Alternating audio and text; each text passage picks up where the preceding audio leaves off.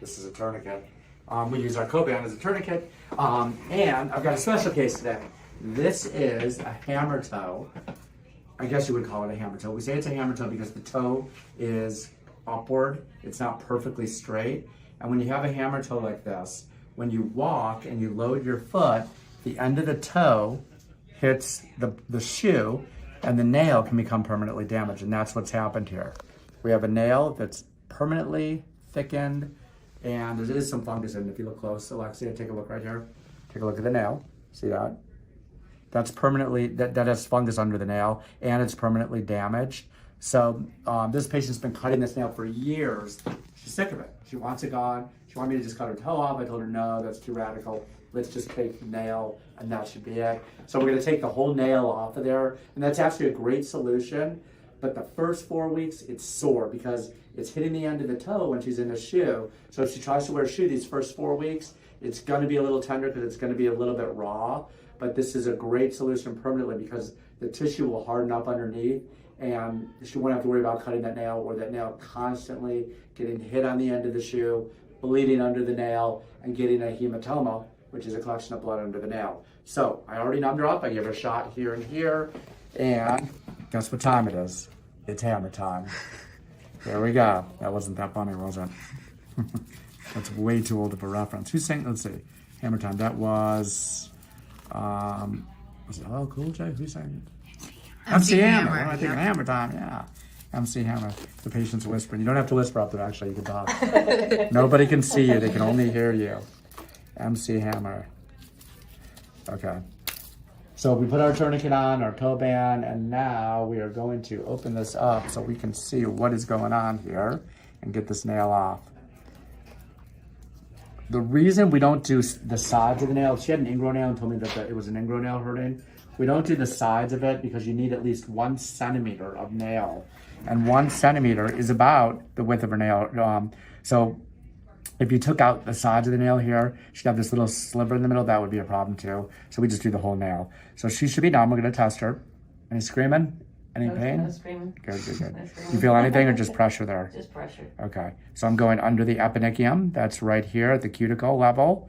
And I'm actually pushing against the nail when I do this. This is kind of my guide, so I don't go through anything else. And I'm trying to do as little bit of trauma as possible to this nail bed.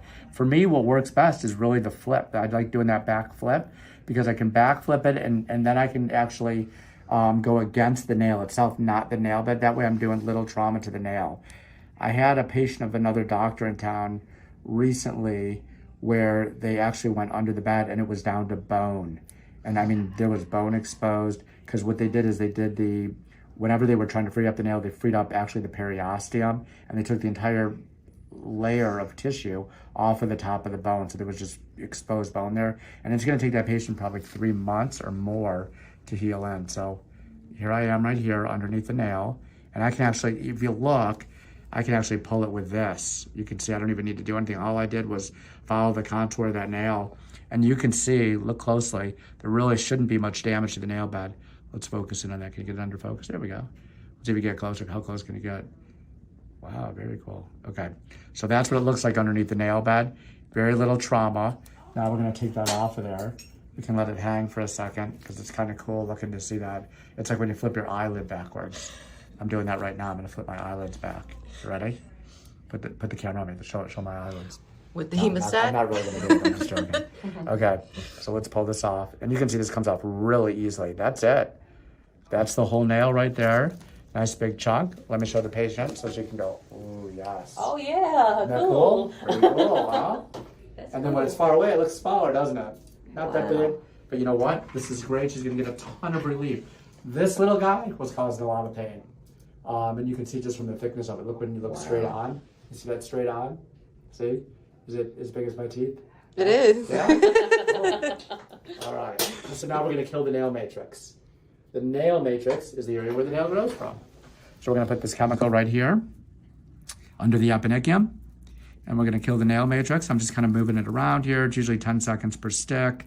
If you do too much, sometimes you get a little bit of a severe reaction to the chemical and it takes a little bit longer to heal. But this will heal pretty quickly. And because the size of the nail is so small compared to like the big toe, It won't be that painful for you. Okay. You can take like 3 Advil 3 times a day if you really need to, and then extra strength Tylenol in between if it's severe pain. Okay. But most people, you might take 3 Advil once or twice the entire time this is healing, and that's probably it. Okay. So we're gonna do one more stick here. This is the chemical to kill the nail cells, and all we're doing is killing it so she won't grow a toenail. And it's great when these heal in, these look really good too, because this area, see where it's white right here on the nail bed? That area right there is gonna just kind of pink up like skin. And if you're standing at a distance, just standing up and looking down at the toe, if she were wearing sandals, most people aren't gonna even know you're missing a nail unless you point it out. So most people are not staring at your feet unless they're in the field.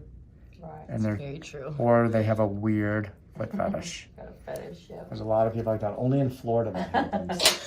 The people with the weird foot fetishes, they leave the northern part of the United States and they come down to Florida so they can look at people in sandals. Right? Only in Florida. I have heard. Wasn't there was an episode on Big Mouth? If you were watching Big Mouth? Yes. Yes, there was. Yes, the Florida episode, season 3, episode 5, I think. With the Lakeland? Very funny. Yes, with Lakeland, Florida. Very true about Florida. Okay, that's it. Nail's gone. We're gonna wrap her up. The wrapping part's not there. Well, maybe it is cool. Let's wrap her up.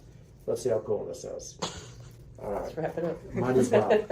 We haven't shown the wrapping in a while, so let's take this off of her. Let me find my leading edge here.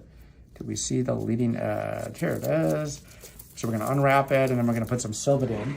Let me just put a lump of Silvadene cream. You can see there wasn't much bleeding there. Put a big lump there. We're gonna wrap it up. She'll take this off tomorrow. She's gonna clean it with soap and water and a washcloth, or she can take her Q-tip if she really wants to get in there.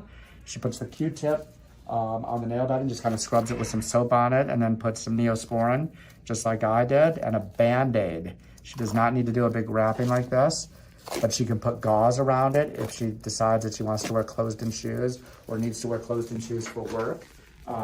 She'll put the gauze for padding, and then she can do anything she wants. So we are in Florida, so it is nice. Actually, right now it's been 80 degrees. If she wants to go swimming, you can go swimming too. Wow. Which is great, yeah. Good. Go swimming, and you'll be able to swim a little bit faster. A little bit of weight off you, a couple grams of weight Yes. off of you. So you should be able to go just a tiny bit faster if you're in any kind of swimming competition this week. But anyway, you can get it wet, just clean it afterwards. So that's the great thing with this procedure. You can get it wet, you can go to the beach, you can do all that stuff. Even though stuff gets caught in there, she's not really going to do any damage as long as she keeps it clean and puts an antibiotic ointment on there.